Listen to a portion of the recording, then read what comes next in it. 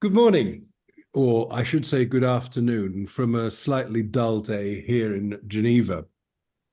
What we're going to do today is conduct a short interview with Camosso Jean Bertrand and Laura Kunreuther, both of whom have worked on a film about the interpreters who work at the Kakuma Refugee Camp in northern Kenya.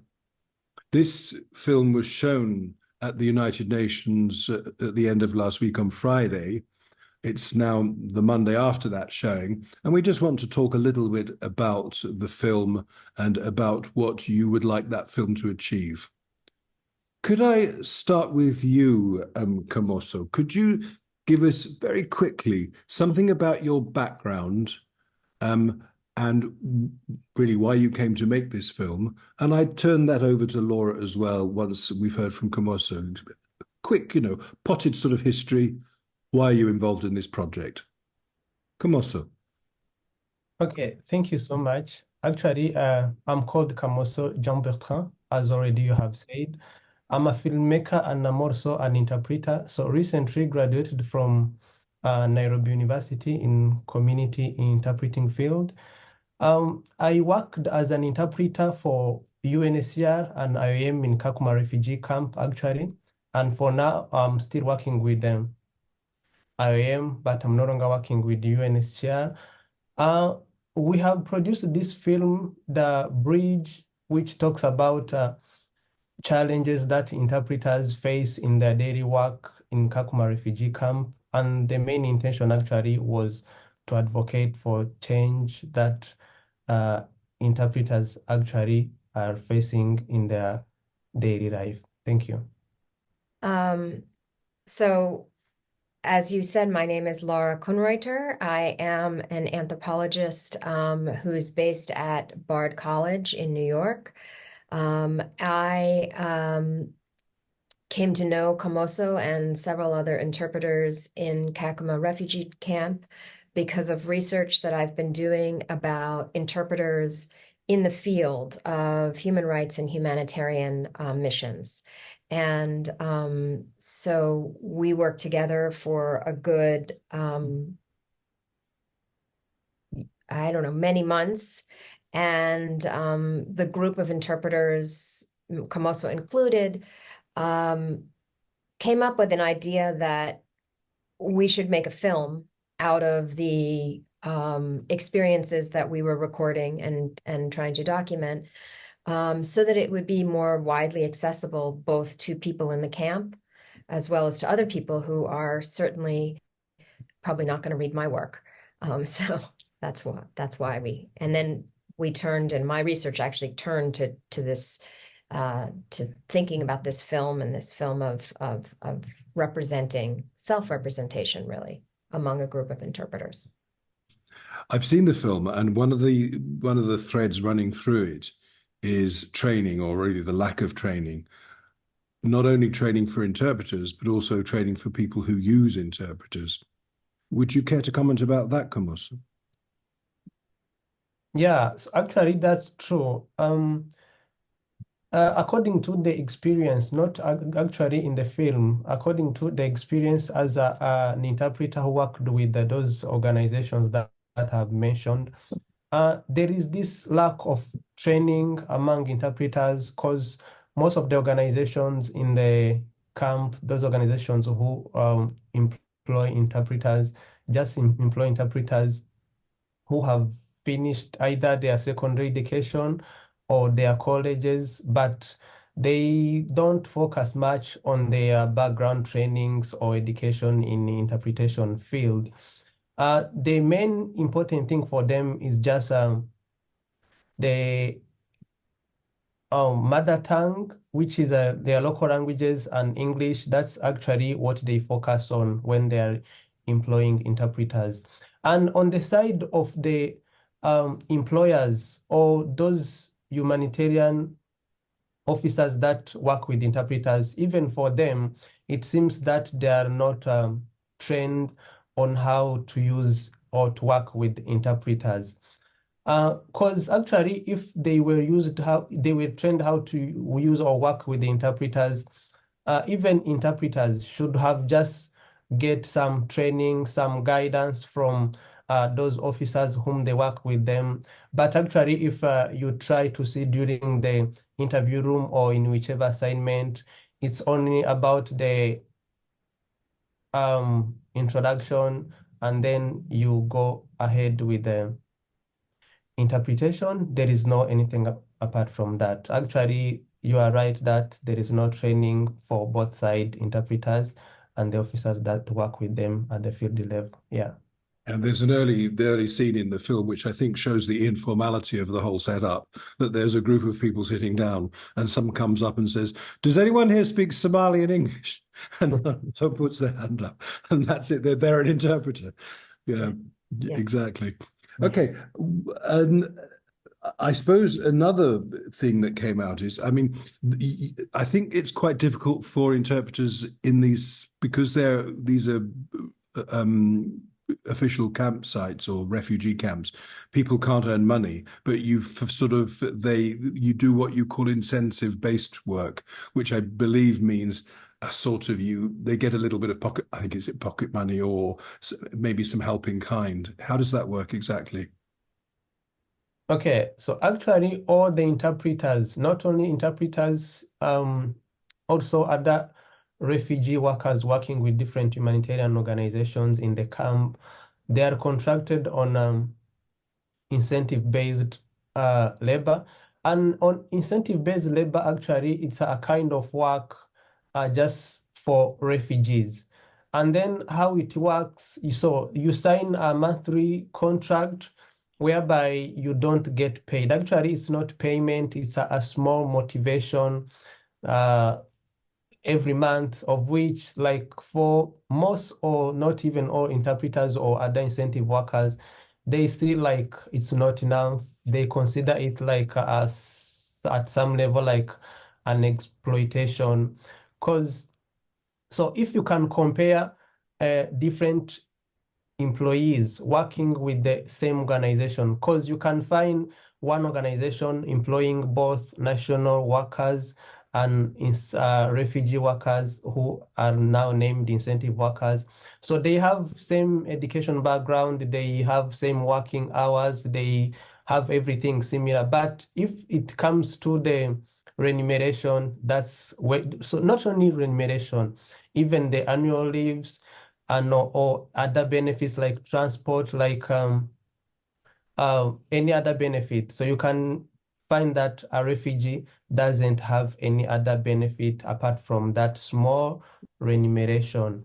And also that sometimes cause some frustration among refugee workers, which make them to do some strikes, and then which at the end of the day, those strikes actually don't attain any objectives, because if the refugee make any strike, so there is what those employers use to divide them, and then if you don't want to continue working, so they just chase you away, because they know for them what they want is not actually the professionalization of that work that they're doing. What they want is just to get people to do that work. So they know that there are some people who have finished their secondary education who can come and work, whether it's in a professional way or not, they don't care, as long as they have achieved what they want. Actually, that's how it's done. Yeah. I think the film makes there's a scene of the film where one of the interpreters is very short of money, and I think it makes it quite clear that even those doing this work are living from hand to mouth, and that, and also you said, I think that, and there, I mean, there's another scene, really, isn't there, where the people do talk to the employer. I don't know, some fictitious NGO, I don't know which, and they say we would like a bit more training, we would like the money to come in regularly. And the way that the NGO deals with this is by dismissing the people who are making the troublemakers. Really, they sort of, rather than actually dealing with the problem. That was the impression I get. Yeah. It seems that they take a sort of, I don't know if you know the expression, a kind of muddling through approach. You know, we'll sort of manage rather than professionalize. I think you said on Friday I think you said, Kamoso, that the organizations who use interpreters prefer them not to be trained because once they're trained, they get that little bit more demanding. Is that true? Yeah, that's true. You are right. So, because actually, someone who has been trained, so like they know that they know their rights. They know that, for instance, a trained interpreter knows that maybe he has to take some breaks after some particular assignments or some particular working hours.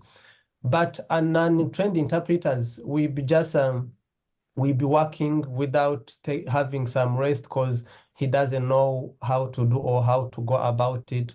And that's why actually most of the time they prefer untrained interpreters. Because for instance, there is someone who has tried to be bringing some training to interpreters working with humanitarian organizations in the refugee camp. And unfortunately, she has trained a lot of interpreters, but those who have been trained actually have been sent home. And then they have recruited other interpreters who don't have any training apart from knowing English and their mother tongues. And then if you try to analyze all that, it seems those organizations don't want to employ trained interpreters because they think or they believe that they are the troublemakers or they can try to be requiring their rights of which they don't want that. Well, clearly, Kumoso, I can tell by looking at you that you're a troublemaker. I mean, it's quite clear, isn't it? One of the things, and I'm shifting a bit to another subject. There's another very quite telling scene in the film where an interpreter gets so upset by what he's hearing when a woman is describing how she was subject of a gang rape, and we then, I think, in the questions afterwards from the colleagues, I think we asked about any psychological backup, any counselling that you might get because of the trauma, because of the stress that you're under. What happens with dealing with the stress and trauma inherent in the work? Um, Actually, as you can see, the film itself, it highlights all the challenges that interpreters go through in their daily work. And then that one is one of the challenges. And also, there is also trauma and all those issues related to psychosocial issues. And then there is no way that organization help interpreters to deal with all those challenges. Actually, as I have said, there is this inequality between refugee workers and national or international workers working with an organization. Because, like, for national and international workers working with a humanitarian organization in the camp, for them, they have something we call an R or a retreat whereby they can just have just 3 or 1 week away from the camp, away from the stress. They go together, they play, they just have some fun, and then come back to the work while they have their fresh mind. But once a refugee or an interpreter comes from work, he just go home from Monday to Friday, from January up to December, without just having all those time like psychosocial support. It's not actually there. It's there just for national and international workers, but for refugees, it's not there. So that's actually one of the things just the film was trying to show, so that if uh, anyone or any organization or any activist or anyone just can assist to make some change or to advocate for the change about that one. Yeah. I think I think it's quite clear what the issues are facing interpreters working in Kakuma and similar camps. What would you like to happen? You've made this film. You recruited people to play the parts of the interpreters. There was obviously quite an effort involved. What do you hope you will achieve through this film? Who would you like to see? Who would you like to see the film? Who would you like to show it to? Okay, actually, what we want our main goal with this film is to have changes. So the problems on all the issues have been identified in this film. They are clear, and then actually interpreters and incentive workers are really suffering. And we would like, if there are some policymakers or decision makers about this refugee labor or refugee work, if this film can just reach to them. I don't know actually how to reach to them. It's not that easy, but that's actually what we are looking for. If this film can reach to the policymakers or any other labor rights defenders so that they can push. I don't know who has made this decision who had made this policy to treat interpreters or incentive workers like this. If maybe this film can reach to a person who can reach to those people who are making these policies in order to be changed, I think that's actually what we want, and that's why we are trying to screen this film in different places so that we hope that at the end of the day, it will reach those people and the changes that we are looking for will happen one day. Of course, it's quite possible that it wasn't a conscious decision to treat the interpreters badly. It's simply that it happened. They just fell by the wayside to some extent. People just didn't think about it. It was perhaps wasn't very high up there on their to-do list. You call the film The Bridge. Why did you choose that title? Okay, actually, during the time we were making this film, we came together as a group. Everyone suggests the name that they think we can, or the title we can give to this film. And at the end of the day, we came to agree to The Bridge, because we have realized that a bridge is something that connects to people, no, sorry, two parts of a land, of which if that bridge is not there, those two different parts cannot connect, people can't go, anything can't happen. So, and also an interpreter is someone who makes the communication between two different language speakers in order to understand each other. And then since this film is about interpreters and all the challenges that interpreters go through, that's why we decided to call it The Bridge. You can even see there is a scene whereby interpreters strike and then they didn't work. So you can see from that film that all the people who came to look for services just went home without being served because the bridge just was not operating that time, and then people just went back home and the officers got angry because they didn't do what they were expecting. So that's why actually we called it The Bridge. Yeah, and the image of the bridge works in the sense that people don't notice a bridge. They simply walk across it until the bridge is gone.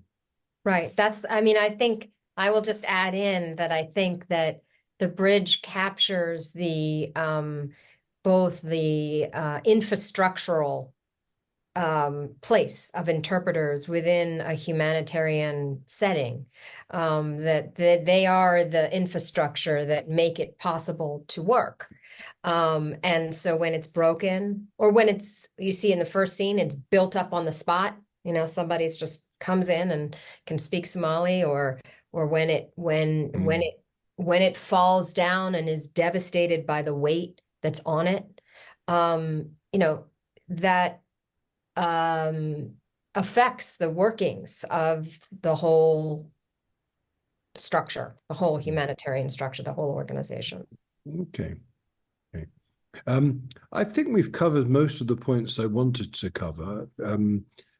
I think somebody pointed out to you on Friday that the issues you face, obviously they're different, but there are also points of overlap. There are some similarities between what you look for in your working conditions and what we professionals look for here in the warm embrace of the United Nations. So there are similarities there.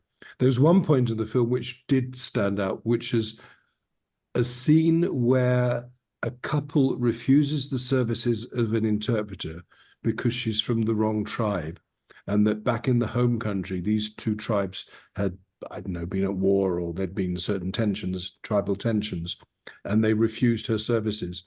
But it's interesting because the NGO involved very quickly says fine, fine, and changes the interpreter. So it's suggesting that it's not an uncommon problem. Is that true? Yeah, actually, you are right. That's something actually that happens because, like, in Kakuma Refugee Camp, we have a lot of tribes from different countries, and then you can find that those people between or among them had conflict from their home countries. Mm. And then when they reached to the camp, you find someone whom maybe you think that their tribes were the one who made you to flee away from your home country, is the one who comes to interpret for you. And most of the time they reject their interpreters. But the goodness of it is like the organization employ as many as possible interpreters, so that in case something like that happens, then they can call another interpreter, and then I think the interview can just continue. Maybe, as you said, it might be the similar way from your side, since sometimes you go to the field and then people might reject you because of any other reason. Yeah, you are right. I Yeah. think one thing that's interesting about that scene is it's the only time that an officer, um, who happens to be, I was playing that officer in that scene, who speaks to the rights of the refugees coming in to talk. Mhm. So they're addressing the rights of the person as the client, but they're not necessarily addressing the rights of the person as a worker. Yeah. Okay. Well, I think we've covered the points we want to cover.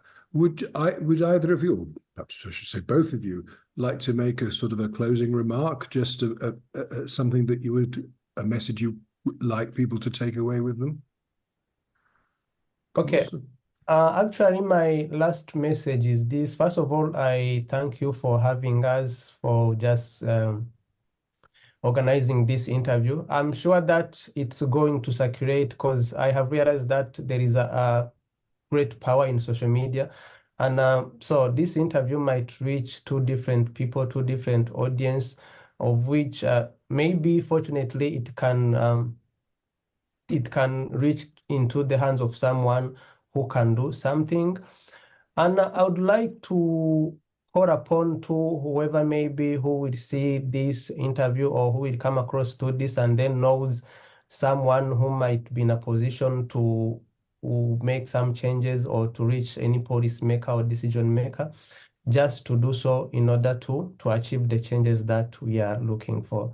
That's my last word. Thank you so much. Laura?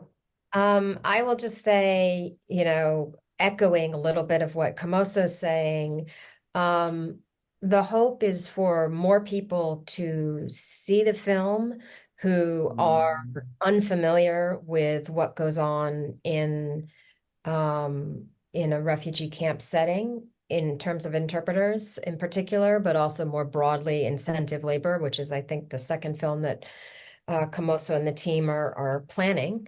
And, our hope in showing it in Geneva and meeting people like you is that we, in fact, create more of a bridge, even within the organizations that are very central in the camp and that are central in Geneva, but who often have very little to do with each other.